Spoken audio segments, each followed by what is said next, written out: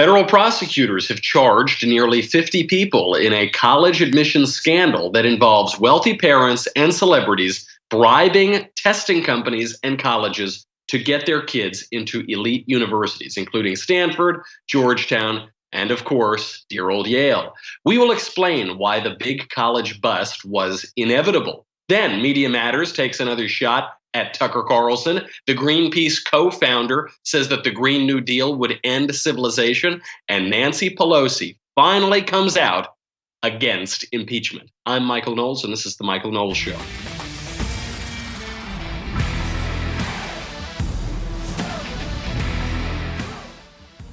This is basically breaking news. It's within about the last hour that this has come out. The biggest scandal ever to face American higher education. It was so predictable. We knew it was going to happen. There are a lot of victims here. There are basically only victims here. We will explain in great detail the path forward, how to avoid things like this in the future. But first, let's make a little money, honey, with ZipRecruiter. Hiring is challenging, especially now if you don't know if the kids really should have gotten into college or not. So there is one place that you can go where hiring is simple, where you can grow your business. You can connect to qualified candidates. That place is ZipRecruiter.com/Knowles, Knowles. ZipRecruiter sends your job to over 100 of the web's leading job boards. They don't just stop there, though. With their powerful matching technology, ZipRecruiter scans thousands of resumes to find people with the right experience and invite them to apply to your job. As the applications come in, ZipRecruiter analyzes each one, spotlights the top candidates, so you never miss a great match. ZipRecruiter is so effective, 80% of employers who post on ZipRecruiter get a quality candidate on the site within the first day. This is the way to do it now. Don't just throw spaghetti at the wall. Don't just hope that the perfect candidate wanders in the door and says, hello there. That's not going to happen. What you need to do is allow this technology from ZipRecruiter to find the candidates. Go out there, find them for you, bring them to your attention. Right now, my listeners can try ZipRecruiter for free at this exclusive web address, ZipRecruiter.com/Knowles, Knowles. That is ZipRecruiter.com/Knowles, Knowles, ZipRecruiter.com/Knowles. ZipRecruiter, the smartest way to hire. Now, these days, if you want to get a job, everyone tells you need a college degree. Everyone needs to go to college. Everyone needs to go to a 4-year college. Everyone needs to go to the same colleges. That's what we have been told. And this lie has led to the largest scandal ever in American higher education. This scandal is huge. It includes business leaders. It includes, captains of industry, whatever. This is a really big deal. This includes Lori Loughlin. Lori Loughlin was on Full House. This includes Felicity Huffman. Felicity Huffman was on Desperate Housewives. Parents apparently paid consultants $25 million from 2011 through this year to cheat the system and get their kids into these schools. So what is going on? Why? When I saw this, I don't watch Desperate Housewives. I don't, tune in every night. But I've heard the name Felicity Huffman. I thought, why on earth would a well-known celebrity actress get involved in such a sordid crime such as this? And the reason is obvious. Because these college degrees really, really matter in our society. These college degrees, especially at elite universities, carry a ton of weight in the society. They're incredibly valuable. And so parents who want to give their kids a leg up will do anything they can to get their kids in there. But at the same time, there's a flip side to this, which is that people got away with cheating their way into these schools. They got away with it for years. Now, what are we on the 8th year of this? Because it's a lot harder to get in than it is to stay in. I know this just from personal experience. I wasn't on college all that long ago, and it is very hard to get into Yale. It was very hard. You need basically perfect SATs, valedictorian, top of the, whatever. You need to check every box, class president, all these things. It's very, very hard. Parents put their kids through all these study courses, SAT prep courses. They do a zillion extracurriculars. I did all these things. And even then, it's very hard to get in. Once you get in, however, It's a lot easier to stay in. So you can, these days it's still hard, I guess, to get an A, but to get an A minus or a B plus is pretty easy. It's actually probably hard to get a C. I never got anything below a B, I don't think. I certainly never got a C in my entire time in college. And it's not because I was paying attention in class all the time. When I was in college, I was doing a zillion extracurricular activities. I was off campus a lot doing politics. And still, it's very hard because there is great inflation. They protect you once you're in. They want to make sure they have a high graduation rate. So these kids who didn't even get the high SAT score, they just cheated their way in. They were able to stay in there. It means that higher education has become an empty husk of what it once was. It's largely a facade. So there are a lot of questions that are raised. First of all, is it just these kids? I don't think it's just these kids who cheated. That's not the only knock against the meritocratic college system we have. What about athletes? One way, actually, that these kids were cheating to get in is that the parents would pay these consultants to bribe coaches at all of these elite universities. The coaches would pretend that they were recruiting the kids for athletics. They'd pocket the money, or they'd give the money to the school's athletic program. Then the kids would get to the school, and then all of a sudden they would drop out of the sport. Because at these elite universities, you don't actually have to play the sport once you're there. I remember this from Yale. I had a good friend at Yale. He was recruited for football. He comes over to Yale, and he decides he wants to become a serious scholar. He wants to really devote all of his time to classics and to thinking. I guess it's sort of the opposite of this scam. It's the opposite of these kids. He actually wanted to become much more academically rigorous. So I think his freshman year, he quit the football team. Doesn't matter, because at these elite schools, your scholarship, your financial aid, or whatever is not tied to athletics. So you get in for football or whatever. They lower the academic standards for you, and then you quit football immediately. So, okay, that's one aspect of it. But let's not also forget that very often the super rich, not just the very rich, not just these parents, not just the Felicity Huffman rich, but the super duper rich, the captains of industry, they just buy their kids' way into the schools by building a dormitory or building a lecture hall or something. And so once they do that, they give $100 million or something, $50 million donation. How come that's not cheating, but this is cheating? Well, in part, it's because at least the rich people are honest about it. They're saying, here's my check, here's my money. You can all see that I donated to it. My name is on the front of the building there, and my kid happens to go here. You do the math.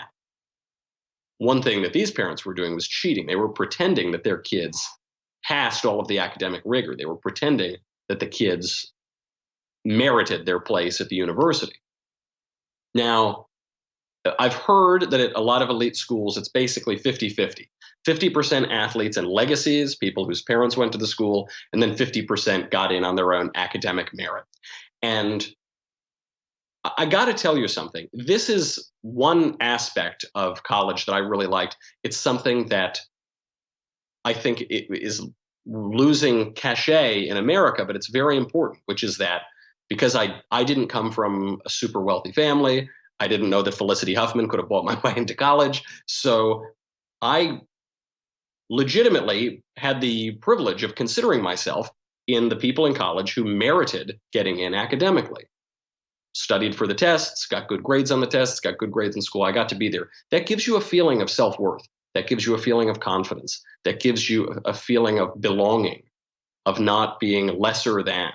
And for these kids who got in because mommy cheated, they don't have that feeling. I mean, even people who do it the old-fashioned way where daddy buys a building or something, they don't have that feeling as much. When I got into college, I had a family friend say to me, Michael, you ought to be really proud. And I said, oh, people get into good colleges all the time. And he said, right. But for my kids, I wrote a check. And your parents didn't write a check. I said, that does make you feel good. When you earn something, it feels a lot better than when something is just handed to you. And this is true not just of the admissions, but of the whole college process now. This is the whole thing. I mean, you just see the tail wagging the dog in every way. Why are the colleges prioritizing athletics over scholarship? Why are they prioritizing pulling in money over pulling in the best students and scholars? Why are the parents so desperate to get their kids into these schools? This is I think, a problem of an overly democratic culture. Because in this culture, in democracies, we hate when people have different things, different privileges. Democratic cultures, egalitarian cultures, Alexis de Tocqueville recognized this in Democracy in America. They tend to level.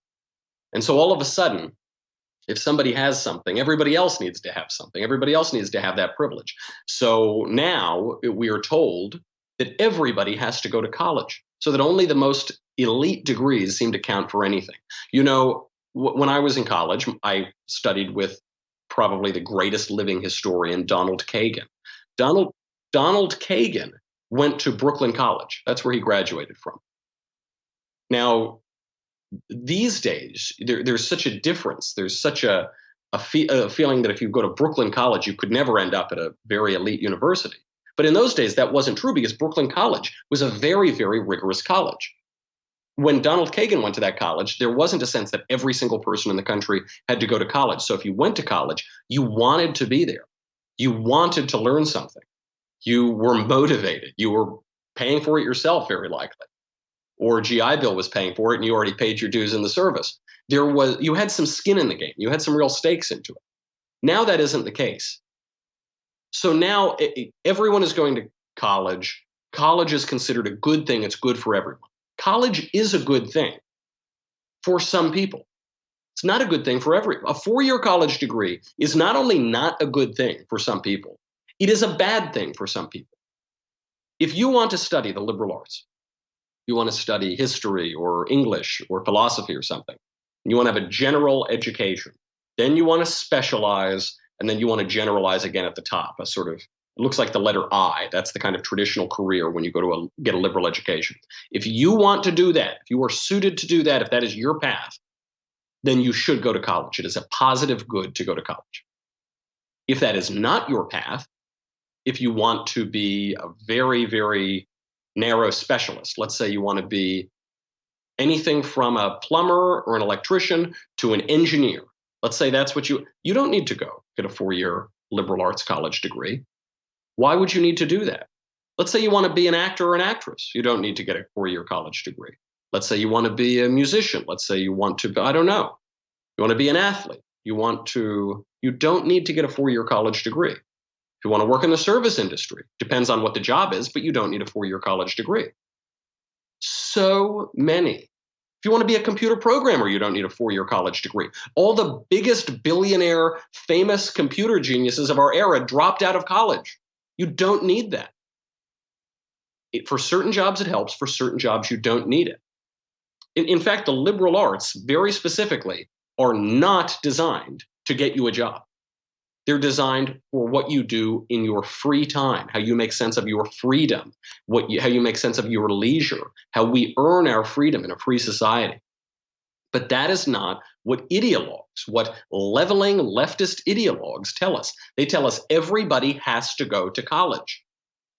So now, of course, parents are going to pay a lot of money to cheat their way to get their kids into college. In this society, if that college credential is so important, they're going to do everything that they can.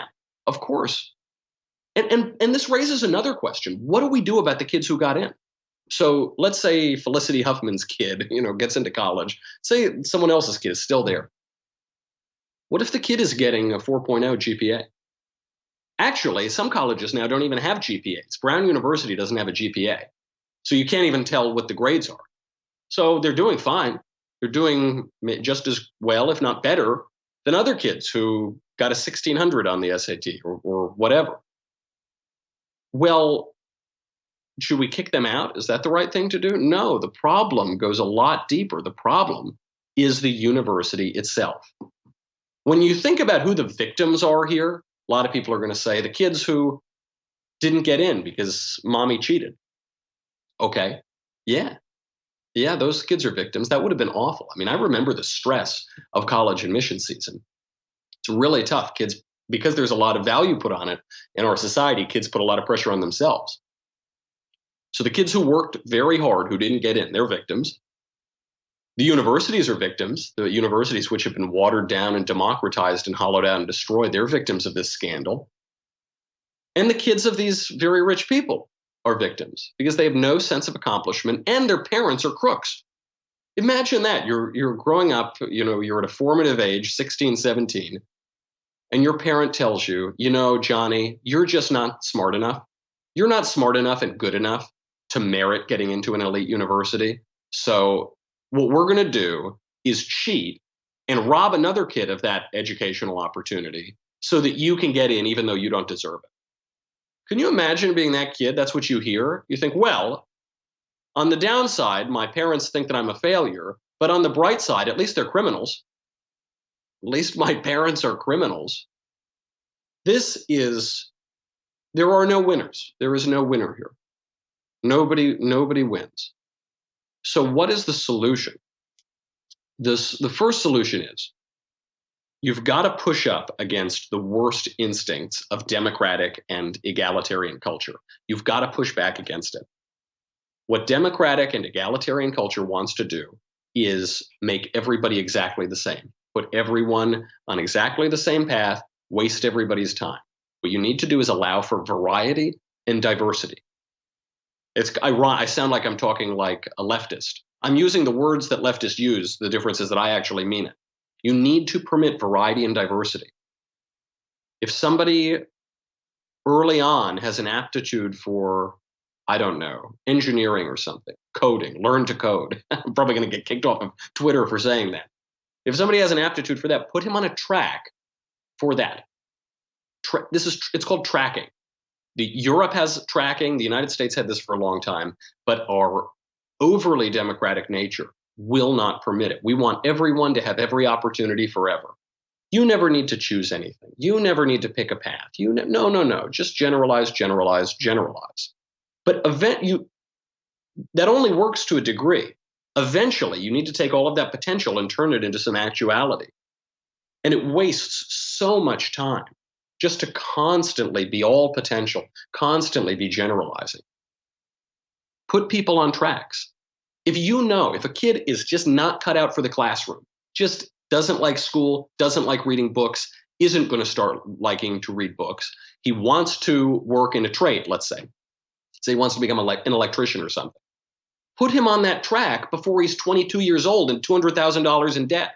What good does that do anybody? Because if you get into these schools and you really can't do anything, first of all, maybe you can't do anything at the university. Maybe some schools don't have too much grade inflation, you flunk out. That just puts you in debt and you're even more of a failure. Or let's say you graduate, you've got all of this debt now, and you have no skill and you have no interest and you have no path.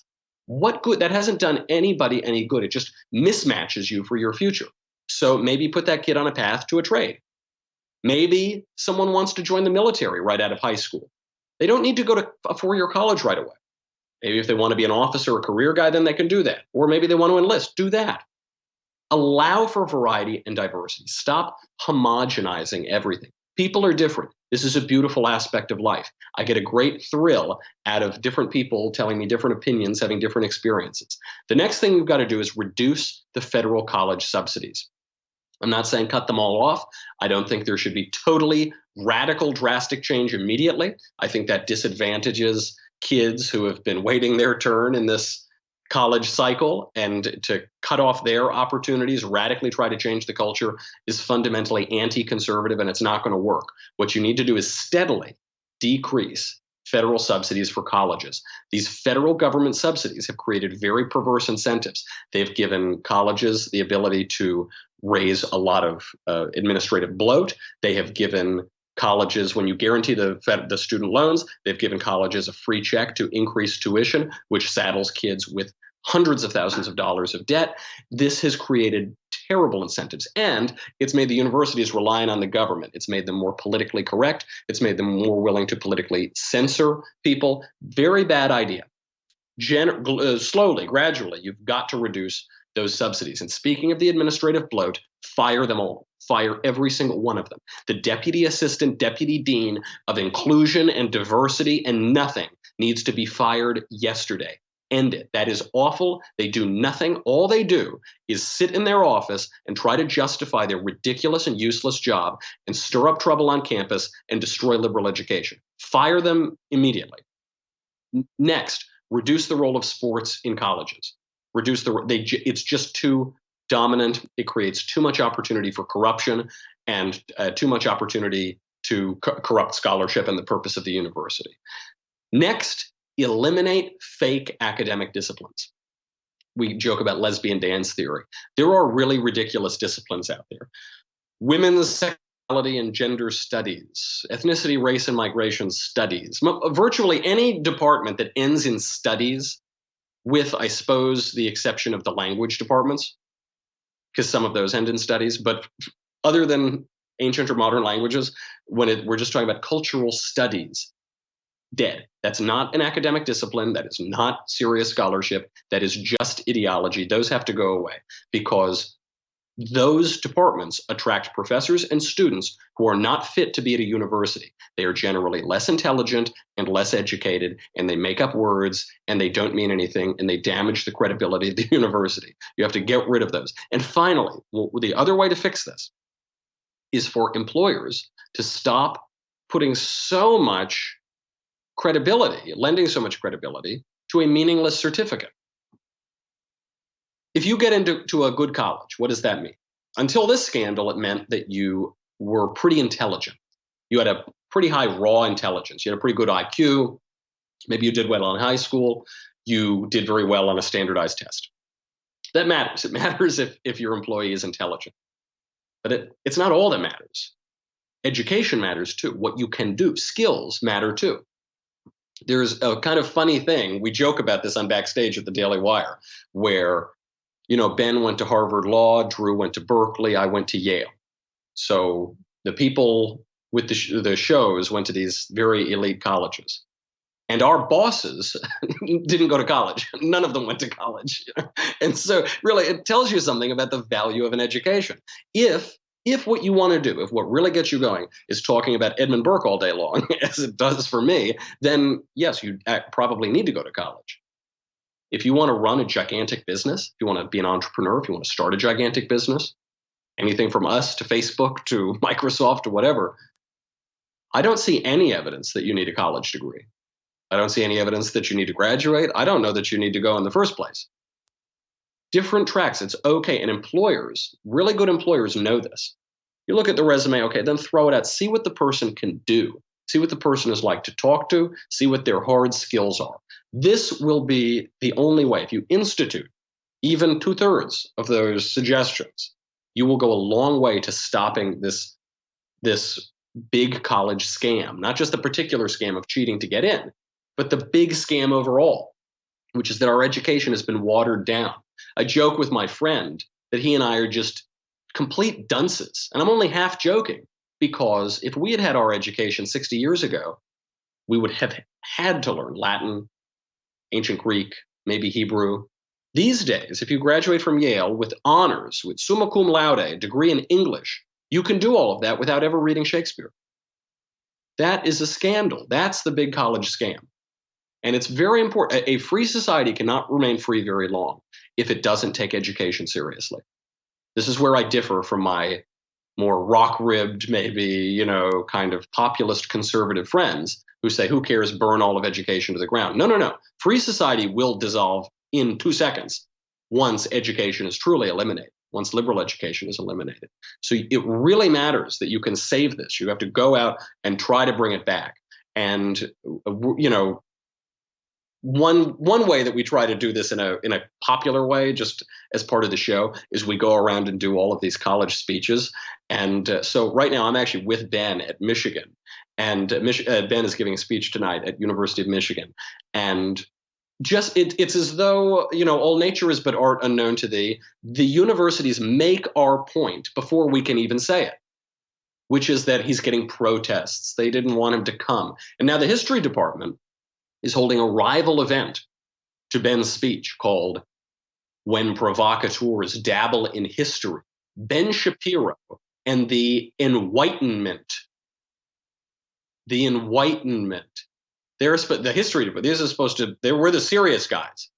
We're the serious academic history department. Ben, he's just dabbling. He's just a provocateur. And yet the super duper serious history department uses a ridiculous ideological made-up word called enlightenment. Listen to this. This is what they say. They sent out a letter. They said, "Hi, historians. Join the History Club in the History Department tomorrow for an important and exciting event in response to Ben Shapiro's visit to campus. When provocateurs dabble in history, Ben Shapiro and the Enlightenment will feature speakers and panelists responding to Shapiro's attacks on campuses and academia, along with his new history book, The Right Side of History." Ben Shapiro's attacking campuses. Ben Shapiro's attacking academia. You're attacking academia with stupid made-up terms like that and trying to get speakers banned from campus. You're the ones doing it. You're the ones hollowing out higher education. You don't even know it. Here's just a little evidence. They say, "We're honored to be joined by Dean Angela Dillard, Professor Ann Berg, Professor John Carson, and Professor Hussein Fancy." Oh, they brought professors. Not Ben. Ben's just a provocateur who dabbles in history. They're bringing the real professors. So I said, okay, I bet that these professors are a total joke. It was a hunch I had. Call it a good bet. I got pretty good betting instincts. So I Googled them. Guess what? Turns out I was right for at least half of them. Angela Dillard, she's a dean, already makes me a little suspect of her. She has a BA in justice, morality, constitutional democracy. So fake degree, fake undergraduate degree. She has a master's degree in American culture. So fake master's degree, and a PhD in also American culture. So she has 3 or 4 degrees in nothing, in fake everything. That is nothing. I don't know. Do I have a degree in American culture? I go to the movies once a week. Is that a degree? Ann Berg, that's the other super historian here. First of all, not a professor. She's a lecturer here. She is from Michigan, I guess, got a PhD in Michigan. She studies film and public leisure in Nazi Germany, as well as the politics, this is a direct quote, "the politics of waste and recycling in the Third Reich." If I were writing the producers or something, if I were writing a total parody of academia, what I would do, I would have the professor specialize in the politics of waste and recycling in the Third Reich. How frivolous.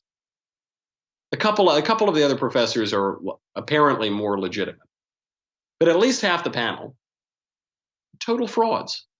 Ben Shapiro is much more of an historian than those two people. But this is what they do. They have a PhD. They call themselves professor, even though they're not really professors. They say, "Oh, they have an academic pedigree. Ooh, hee. It's a facade. It's fake. We have fake news. Now we have fake scholarship, fake academia. And they have to have a counter event. At a university, a real university, typically you would go and hear somebody speak. Someone wants to give a lecture, you agree, you disagree, you don't know if you agree, you go and hear them speak, and then maybe later you give a response. So what you do at a university brings everybody together, then you share ideas, and then you come up with other ideas. But here, in American universities today, instead of going to the event, you try to get the event shut down, you try to get the person censored, you try to get them kicked off campus, and then when that doesn't work, you go to the deputy dean of inclusion or whatever, and then you hold a counter protest event, and then you just go to your separate events, and that's it. No one talks to anybody. It's not a university, and if they're not going to behave like universities, don't treat them as such. If you're an employer, give less credit to it. If you're the federal government, stop funding it. And if you're parents and children, have the courage to make what are really the better academic choices for your kids, regardless of what that is. We have a lot more to get to. Media Matters taking another shot at Tucker. We've got Nancy Pelosi coming out against impeachment, and then Greenpeace telling us that the Greenpeace co-founder telling us that the Green New Deal will end civilization.